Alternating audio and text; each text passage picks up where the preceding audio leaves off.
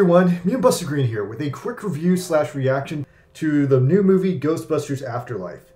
This is another experimental change of format I'm doing, as I'm going to try to do 3 different reviews. First, I'm going to do a non-spoiler review for anyone who hasn't seen the movie, then I'll do a completely positive review, and then lastly I'll express my negative feelings. So I'm dumping this review because I just saw the movie a few hours ago, and I really want to watch some other people's YouTube videos about it, but I think if I don't record right now how I feel right now, immediately, if I see or I talk to a bunch of people, my currently pure and absolute feelings will fade away. Alright, so I've been waiting for this movie my entire goddamn life. The original Ghostbusters movie was the second movie I ever saw when I was just a child. And to this day, it holds up as pretty much the greatest sci-fi horror comedy fusion movie ever made. And also, the real Ghostbusters cartoon was definitely the most high-quality, highbrow cartoon of the 1980s, which miraculously managed to head off the mature animation renaissance that Batman the Animated Series kicked off in the 90s. I was alive when Ghostbusters 2 came out, but as a kid, I kinda was really disappointed by it. I didn't hate it, but I can now respect it as the other Ghostbusters movie, but I'm just kinda still annoyed that, Vigo the Carpathian wasn't that scary. Or he was scary, but he wasn't that cool. I don't know. I really hated that the biggest advantage a sequel always has is they don't have to do the origin like the first movie. That's why Empire Strikes Back is so good. But in my opinion, the biggest fuck up of Ghostbusters 2 is they wasted a massive chunk of the movie re-originizing and re-establishing the Ghostbusters. Like, I know it would have been a more expensive movie to just have, like, non-stop Ghostbusters action, but that's what I wanted in Ghostbusters 2. Like, the Ghostbusters should have just been completely fine at the start of the film, and they should have just had this epic cat and dog fight with Vigo the whole way. Now, for that and some other reasons, Ghostbusters 2 was considered a flop, and the cast went into heavy disagreement with each other, and Ghostbusters 3 could just never get made because the cast had to be in absolute agreement that they should all make it. And so in the meanwhile, for the next 30 years, many Ghostbusters 3 scripts were written by literally every single writer who ever walked through Hollywood. A lot of these Ghostbusters 3 scripts resembled the overall premise to the show The Extreme Ghostbusters, and there were so many of them that by the time I moved to Hollywood, in the early 2010s, there was such a demand to see Ghostbusters 3 that literally at least once a year, a bunch of fans would get together with various different low-level actors, and we would all get together and just read through different scripts of Ghostbusters 3. Because there was just like a lacking that we needed to fill. Like, a lot of these read-throughs varied in qualities, but it was better than nothing, and it was an intensely cool and irreplaceably unique experience to see a play of an unproduced Ghostbusters 3 script than to, go out on some night and watch some crap indie movie about, like, cockroach people or whatever. Now, the reason there was never a proper movie called Ghostbusters 3 was that behind the scenes, there was a massive feud between Harold Ramis and Bill Murray, stemming from the fact that Bill Murray can just never stop being, super troll Bill Murray. Bill Murray is hilarious in movies, but as much as I love Bill Murray, he's notoriously a difficult actor to work with, since he won't do anything he doesn't want to do, even if a director demands it. He's just a dude who won't follow directions, and if he doesn't want to do it, he's never going to do it. The last time Ramis and Murray worked together was on the movie Groundhog Day, which is another legendary perfect comedy movie that launched thousands of ripoffs to this present day. But despite that movie being another ultimate legendary hit, the fact of the matter is Bill Murray didn't listen to Harold Ramis, and it took a longer than average time to finish that movie because Bill Murray didn't listen. Now, Harold came out of this movie completely pissed at Bill, and even though the movie came out good, it wasn't the movie Harold wanted to make, and it was kind of just Bill doing whatever, and it cost Harold probably an extra couple $100,000s to extend the shootout to work around Bill Murray, just doing whatever the fuck he wanted. So as a result of this movie, the two of them hated each other for close to 20 years after this. Supposedly they made up a few months before Harold Ramis' tragic death on his deathbed. But, that was too little too late, and we never got to Ghostbusters 3. So, fast forward to 2016, there's another Ghostbusters movie which is very unpopular on the internet. I'm not going to talk about that one because I know what I did wrong there, and I'm partially complicit in its existence. So today I'm not prepared to discuss that, so let's just move on. Today we're talking about Ghostbusters Afterlife, the long-awaited Ghostbusters 3. It's far enough removed from Ghostbusters 2 that it's a sequel, but it's also a soft reboot, retreading once again, to my dismay, a lot of the same ground as the first movie. But despite that, it's not a fucking travesty like Disney's Star Wars The Force Awakens. I fucking despise that movie because it's literally a lazy rerun of the first Star Wars movie with worse acting, worse characters, and somehow less substance than the original.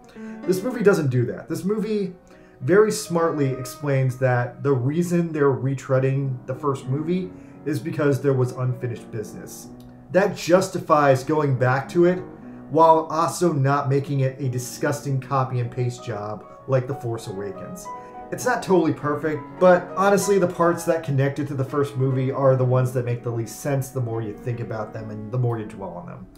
The movie is definitely worth watching though, because it does perfectly balance the elements of comedy, horror, and sci-fi that the original pulled off so perfectly. And the main character, McKenna Grace, absolutely kills it, giving by all accounts one of the best comedy performances I've seen by a child actor in decades, if possibly not ever. And I need to tell you guys that the ending of this movie is something I've just never before seen executed in a film. It's beautiful. It's a deeply emotional ending that honestly managed to connect with me on a very personal level in a way I was completely not expecting. A lot of my friends described it as a sort of religious experience, and I'm inclined to agree that that is one way to describe it. Alright, with that out of the way, I'm going to put all my positive energy now into doing a completely positive review of the movie. So, let's build up that positive energy. Yeah, Ghostbusters Afterlife. Ghostbusters Afterlife was a deeply emotional, imperfect film. I loved that all the new characters pretty much work. Even though it retreads a lot of ground from the original movie, because it's done through these new characters, and because it's done through mostly new events, even though it leads back to Gozer in the end, there was a lot new here that I can appreciate. Like, one thing I really loved, there are ecto-car battles in this movie, and that's so fucking cool. Because even though that happened all the time in the cartoon, and even though that was like in the promo materials like that you'd always see, there was never a single ecto battle in the original movie. So, okay, completely impressed from a fan point of view that they pulled that off, and they made it seem dangerous and exciting as hell. I think because Finn was such a bad driver, I was like on the edge of my seat thinking that Phoebe was gonna get clipped by a parked car, because fuck it, that's my biggest fear when driving any vehicle, especially a big one like the Ecto. I also fucking love seeing the really crazy end of his life shit that Egon Spengler assembled in his last-ditch crusade against Gozer. Like, another thing I gotta give this movie real props on over The Force Awakens is that it added so many cool things to, like, the legacy. Like, it wasn't just the same old shit, but bigger. Like, we got really cool new functional shit, like the RC Ghost Trap, the drone Ghostbusters packs. Like, the whole movie, it just felt like, hey, remember that cool guy you used to be friends with? Well, he died, and this is the coolest shit he ever did in his life after you stopped talking to him. Like, if I gotta be real, the biggest hot take I gotta have on this movie is that this movie is something I've never seen before in a movie, and it's a funeral. This is a literal funeral for Harold Ramis and his finest fictional character, Egon Spengler. I've only been to 2 celebrity funerals in my life, Satoshi Kon and Adam West, and this was on a much higher level because it simultaneously delivered the shocking final appearance of all 4 Ghostbusters fighting in one final fight against their greatest enemy, Gozer. Something I did not think I'd ever see again, and something that could only be properly executed with the magic of movies. And it gave me this weird and sorrowful bit of mourning for Harold Ramis that I didn't know I needed. And even now thinking about it, I'm intensely sad he died. And I'm more sad today than when he actually died a few years back. It was really a funeral I didn't know I needed to go to, but now that I went to it, I'm kind of at peace too. I don't know, I really hate funerals. I mean, a lot of my family died when I was a kid, but it's like this movie reminded me of what Harold Ramis was at his best. And at his best, he was Egon Spengler. I couldn't even really put into words how much this dude meant to me. And how much, the Ghostbusters meant to me. And now that he's gone, I mean, I think I'm crying more now, right here in this review, than I did watching the movie. Like, I don't think I've ever seen a movie perfectly funeralize both the fictional character and the man who played them just like this. And it's all compounded by the fact that McKenna Grace is so fucking good in this movie that I really do believe that she is Egon's granddaughter. She really made the movie work. It was just one of the most beautiful movies I've ever fucking seen, and it really touched me. That's everything good I have to say. Okay, so I don't have that many negatives on the film, but here's a quick run through of everything I wasn't 100% happy with. Alright, now the biggest thing I disliked about the film is, as much as the film was a tribute to Egon, it mismanaged a single classic character. And that's unfortunately Janine. Janine shows up twice in this movie, and she shows up very early on, explaining that she acted as Egon's money manager up until his death, paying all his bills and whatever. But I honestly couldn't buy that if Janine and Egon were that close as the movie implies, that she'd be that completely cold to his direct family. And plus there's the overall big mystery of how exactly Egon ended up with an estranged daughter. The film very clearly explains that Egon cut off everyone in his life in this Moby Dick style quest to capture Gozer. So okay, I can buy that. And it's reasonable that he would have abandoned his kid during that. But still, I just wish the movie had explained better who the mom was. If Janine had been the kid's grandmother, that would have been a lot easier for me to buy in, even though it also would have been a bigger plot hole that why didn't they just go to her for more advice? The only way I can even begin to square the way she acts in this movie is if she knew who Egon's baby mama was and had sort of some weird beef or grudge justification for hating her that would have extended onto her kids and even her grandkids. But then I feel it's hard for me to accept that she would be so petty, unless again the mom was a real piece of crap, which maybe she was. I mean, the kids have nothing, so who knows. By the way, I did also think it was cool that they justified the fact Ernie Hudson kept himself in shape while Murray and Aykroyd look like shit now by giving him the side story that he became rich and successful and kept the Ghostbusters going. But I'm also very annoyed that they were completely vague about what exactly he did to accomplish that. I guess they did that because they didn't know what they were going to get into and they wanted to save it for another movie, but that pissed me off. Although I will also praise that Dan Aykroyd looked really decent in this movie and looked like himself again, because the last time I saw him was on a random episode of SNL 10 years ago. And in that episode, he looked morbidly obese and he looked like he was going to die back there and right then and there. So another thing is a lot of people just want the old cast back. So they want the new kids to be one-for-one parallels of the old crew. And they kind of get that. Phoebe is 100% Egon and Podcast is 100% Ray. But Finn and the other girl, they're both kind of Winston and kind of Peter. Finn definitely had a hard Peter energy at the start of the film with his smug attitude and his hilarious "I gotta get laid because I'm a teenager's," even though that was kind of like an 80s sideline kind of thing. But then later on in the movie, he kind of takes on Winston's role of taking care of the car and kind of just being there because he's there. He really fades into the background in the final act, and that kind of sucks. The other thing is the baby marshmallow dudes. Okay, yeah, they were definitely trying to do the Baby Yoda thing and sell some toys. I get that there's probably a reasonable explanation for these things to exist in some ancient side story, but the fact that there isn't one in this movie rubbed me the wrong way and made it harder for me to accept them. So, do I just have to square in my head that after the 1984 Ghostbusters incident, Gozer just permanently has the ability to bring marshmallows to life? Okay, I guess, but I don't know. That pissed me off. Also, it was cool that Shandor was entombed like Lennon, but it pissed me off that they killed him off without him doing anything or explaining anything. That was another wasted opportunity, and the fact they killed him like that kind of also decanonizes Ghostbusters the video game, which pisses me off too. I knew from the first trailer 3 years ago that when I saw the terror dog in the Walmart, this movie was going to be a full retread of the first movie and take us back to Gozer.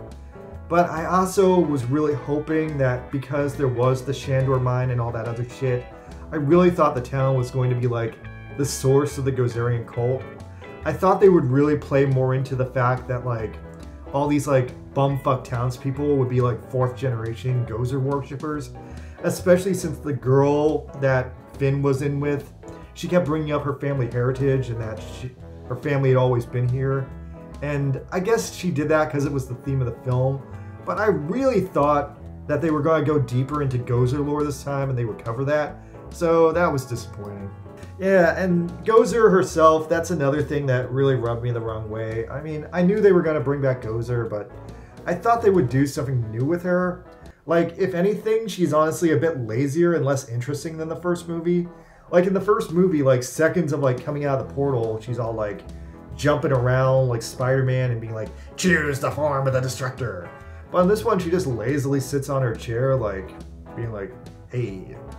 While Phoebe comes out and does her stand-up comedy.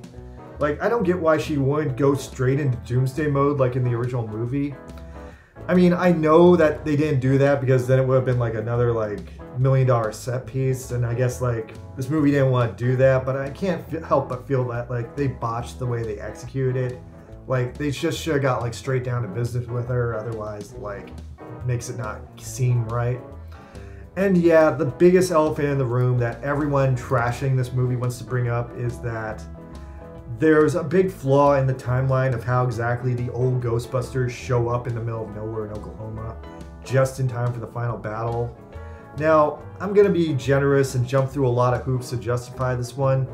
Best I can do timeline-wise is, so Phoebe calls Ray, tells him Egon died, and she's calling him from prison, so Ray has got to like be shocked by this and get wise to the fact that these kids also just tore up a town with the Ecto-1. Now, I'm sure that had to be on the local news because of the amount of destruction. And Winston is obviously now somehow running the Ghostbusters and funding their emergency activities. So let's just pretend he charters a private jet and flies out Ray and Peter and all their packs so they can catch an Uber from the airport to just in time dramatically walk into that cornfield and fight Gozer. Now, yeah, they would have known where it was from the ominous hurricane and the ominous laser lights. So it's not impossible, as I'm explaining it to you now, but yeah, it's a lot of hoops to jump through to explain how it happened. Although I guess they could have just had a single scene of Dan Aykroyd calling up Winston and being like, hey, Egon just died. We gotta fly out there with Peter and check it out. But nah, even now when I'm like describing that to you guys, like that sounds corny, so I can see why they didn't do it. Actually, wait, now that I think about it, Janine is the missing link, because Janine was presumably in Oklahoma still. Like, was she living there? Either way, she could have very easily called them all up and made them come out. I also thought it was a little bit too meta that the falling out in the movie between Egon and Ray mirrored the real world falling out between Bill and Harold. But I guess, hey, it really happened, so that was the easiest way to do it. And I could also see Bill Murray thinking that was too personal and not doing it, so I guess that's why Ray did it. But overall, yeah, Ghostbusters Afterlife is a really fucking good movie. Like, if you guys love Ghostbusters at all, if you guys ever loved Ghostbusters at all, even if you guys ever loved Harold Ramis at all, you owe yourself the duty of going to see it, because, like I said, Ghostbusters Afterlife is a funeral, and that's something I've never seen in a movie, and it's weird.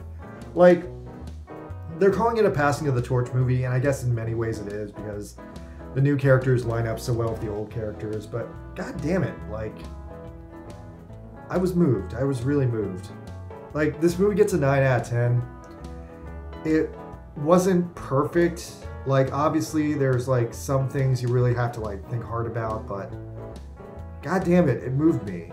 It touched me on such a deeply personal level. Like, it made me fucking cry. I usually don't cry at movies, so yeah. It gets that. It really does. Alright guys, I'm gonna leave now. Leave a comment if you have any questions for me.